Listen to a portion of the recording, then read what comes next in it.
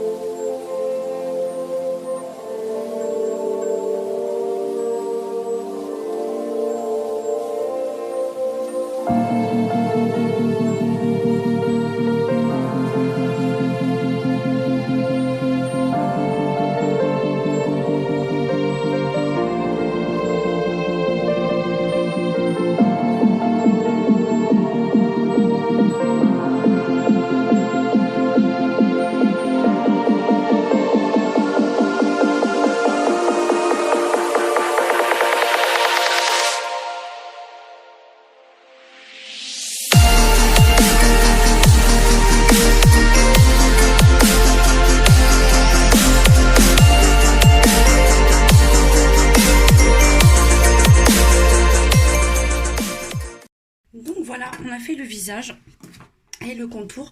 Donc pour le visage, je vous rappelle que j'ai utilisé... finalement j'ai changé, je vous ai dit le 91, j'ai pris le 96 parce que le 91 j'en avais plus assez. Et les cheveux, j'ai pris le 98. Et pour faire en fait les tatouages, j'ai pris un stylo gel doré. Donc là, je sais pas si on voit bien, mais regardez, en fait, quand on passe de près, c'est un doré à paillettes. Donc là, il n'est pas tout à fait sec, ça fait un petit peu irrégulier. Mais voilà. Donc vous voyez aussi pour la peau, parce que là, on ne le voit pas bien, c'est assez sombre. Même les cheveux, en fait, ça vous fait des petits reflets un petit peu partout. Donc ça fait pas un fond uniforme. C'est ce que j'aime beaucoup, puis ça vous fait les dégradés un peu plus foncés sur le cou. Là le visage il est quand même assez foncé, c'est un parti pris que j'ai choisi pour pouvoir faire un peu plus clair sur l'extérieur. Alors on se retrouve bien pour la continuité de ce coloriage. Donc là pour la bouche, je vais continuer à partir sur du foncé. Je sais déjà lequel je vais prendre, voir si je le retrouve. Il est là. Je l'avais utilisé hier. C'est celui-là, ce sera le Wine Red pour la bouche. Et les yeux, je vais partir sur du vert, mais très très clair, pour que ça ressorte davantage. Et je suis en train de choisir. Hop. Et pour les yeux, je vais prendre le fluorescent yellow, le 123. Et je prendrai le 48. Donc voilà, comme ça on va pouvoir terminer ce visage. Il ne me manquera plus que le contour des yeux que je vais faire en saumon. Je pense que je dois l'avoir là. Pour le crème, je vais peut-être partir. Non, je vais partir sur du saumon. Donc on va voir ce que ça donne directement. Si c'est trop... Hop. En fait c'est pour faire le dessous d'œil en fait. Je ne veux pas trop le faire noir non plus, ce serait pas joli.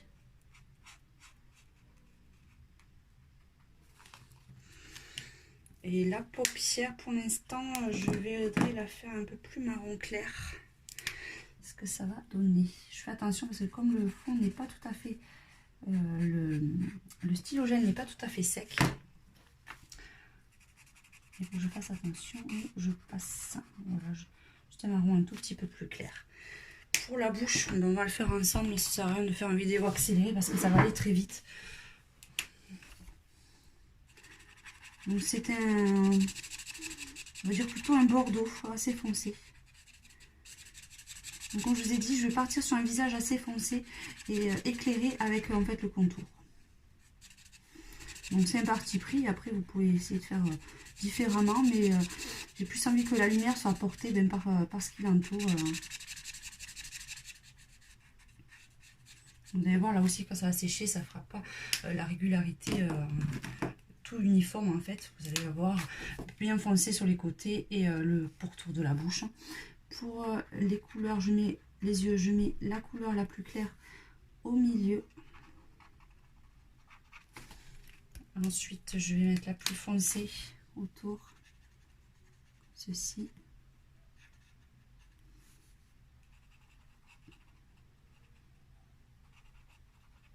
Et je vais repasser avec la couleur la plus claire. Pour bien mélanger en fait. Faire un petit dégradé. Ne vous inquiétez pas si vous mettez en fait du feutre dans les blancs de l'œil, c'est pas grave parce qu'en fait avec un petit feutre blanc on peut tout rectifier. Et il faut pas que j'oublie de faire la rétine. Il me faut hop. Pour ça j'utilise un feutre noir, j'utilise toujours les Peppermint noirs pour faire la rétine, pour donner vie un petit peu à ce regard. Et enfin, pour le faire les lumières du blanc de l'œil, on va partir comme ceci.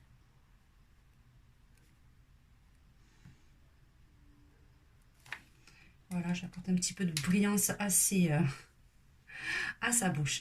Allez, mais pour la continuité du colo, on va faire le contour. Et le contour, je vais le faire en rouge. Donc il faut un petit dégradé, donc je vais prendre celui-ci. Pourquoi je me trompe? Parce que je sais que j'ai un rouge qui donne un peu plus sur le rose, que j'ai pas trop envie. Donc, je vais tester sur mon carton.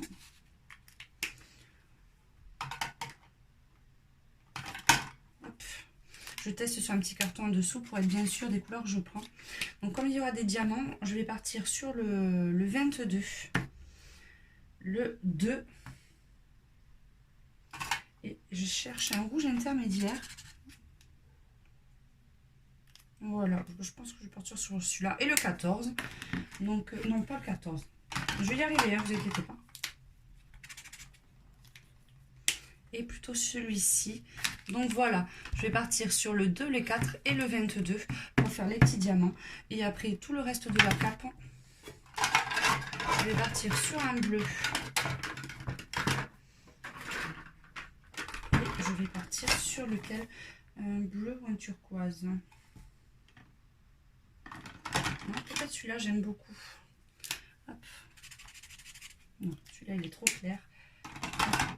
Ne vous inquiétez pas, je vais revenir vers vous.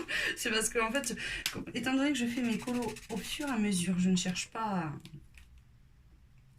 à faire trop à l'avance. Donc, je réfléchis au fur et à mesure du rendu du colo. Donc, ouais, je vais faire comme ça. Moi, je vais partir, je verrai au fur et à mesure, mais je pense que je partirai sur le 76 ou le 70. On va voir au fur et à mesure du coloriage comment déjà avec le rouge ça se mélange. Allez, on se retrouve de suite et bien pour la continuité de ce petit coloriage. Je vous fais un petit coucou tout à l'heure.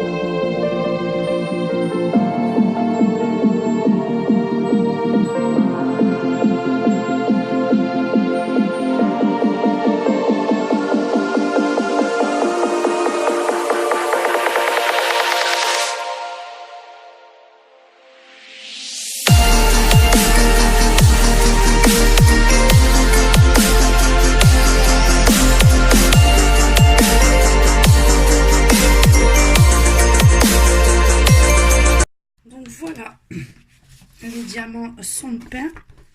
Donc j'ai mis du stylo gel autour pailleté, donc on le voit un petit peu comme ceci. On le verra, je pense, un peu plus à la photo finish. Et j'ai fait le contour du manteau. Donc il reste encore une grosse partie du travail parce que je souhaiterais faire tout le contour des diamants avec ce feutre blanc pour les faire bien ressortir. Donc on va attaquer cette partie là, donc ça va être assez long. Je pense pas que je vous le ferai en vitesse accélérée tous les diamants parce que sinon la vidéo va durer une éternité. Déjà je pense qu'elle est assez, elle sera assez longue. Donc voilà, on se retrouve de suite et bien une fois que tous les petits diamants sont entourés. Allez, à tout de suite.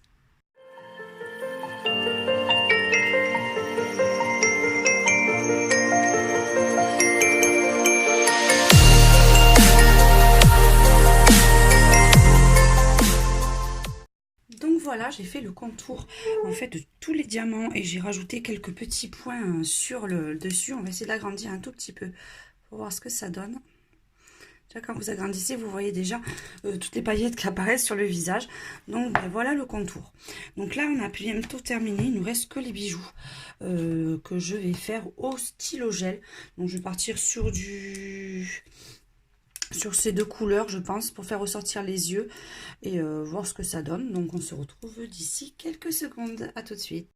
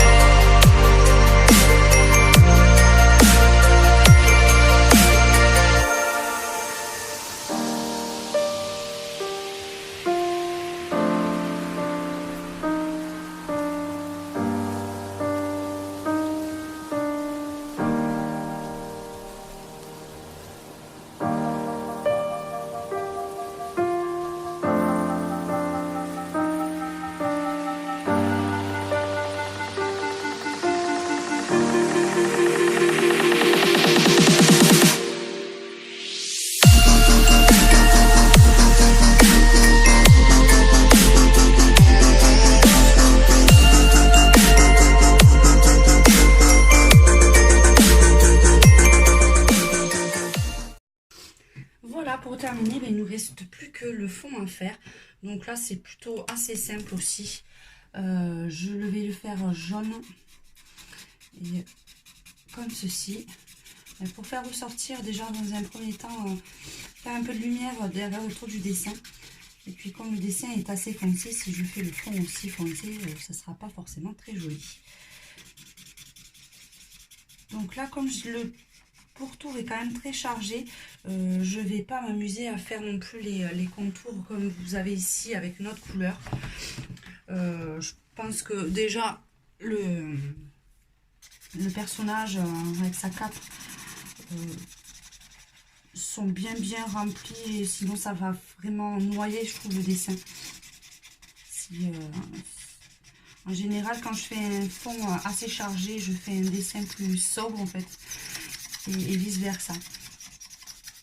Quand même qu'on arrive à, je vais dire une lecture, mais que le dessin soit plus compréhensible en fait, qu'on sache où regarder et où centrer sur le personnage principal. Voilà. Donc là, le fond se fait vite, hein. Je prends le gros côté du feutre.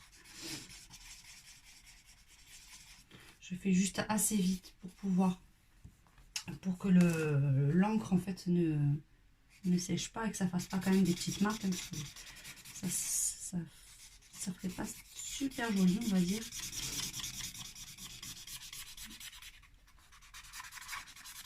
Après, j'aurais pu laisser le fond un peu gris comme ça aurait pas fait moche non plus. Mais j'aime bien quand même apporter un tout petit peu de couleur sur ces fonds monochromes. On va aller vers la fin de celui-là. Après, je vais vous montrer bien en détail parce que c'est dommage qu'avec la caméra, on ne voit pas tous les effets de paillettes en fait qui apparaissent Comme on le voit à l'œil nu, je pense que sur la photo finale, comme je vous ai dit la dernière fois, ça va ressortir davantage. Donc vous voyez, après, il n'y a rien de compliqué à faire un dessin sur toute une marqueur. Il faut surtout faire attention d'aller assez vite pour pas que ça sèche et faire des marques. Mais vous pouvez avoir des super jolis coloriages assez simples. Moi, quand j'ai pas envie de me prendre la tête à faire des dégradés, et quand même d'avoir un résultat assez joli, eh bien, j'utilise souvent les twin markers. Ça apporte un petit côté supplémentaire et puis ça change un petit peu du travail qu'on peut faire avec les crayons de couleur. Il me manque juste cette petite partie que je n'avais pas faite. Voilà. Donc on va essayer de voir en accéléré, je vais dire. En agrandissant, voir si on voit un peu plus les détails. Vous voyez déjà quand on se met comme ça, on voit plus le côté pailleté. Donc vous voyez, là on voit un peu plus quand on le met comme ça. Ça fait ressortir tout le côté paillette que vous pouvez avoir sur le personnage, qu'on ne voit pas forcément à l'œil nu. Donc on va essayer de le mettre en entier. Donc voilà, ben, vous avez votre petit personnage avec MX. Les contours blancs pour essayer de faire ressortir la cape, le fond coloré pour faire ressortir aussi le personnage. Donc j'espère que cette vidéo, un petit peu longue je l'avoue, parce que le temps de pouvoir faire toutes les parties vous aura plu. Moi j'ai passé un agréable moment avec ce coloriage. On se dit donc à très bientôt pour de prochains coloriages pas à pas, de prochains tutos et présentations. Je vous fais un gros bisou à tous et à très bientôt. Ciao, ciao.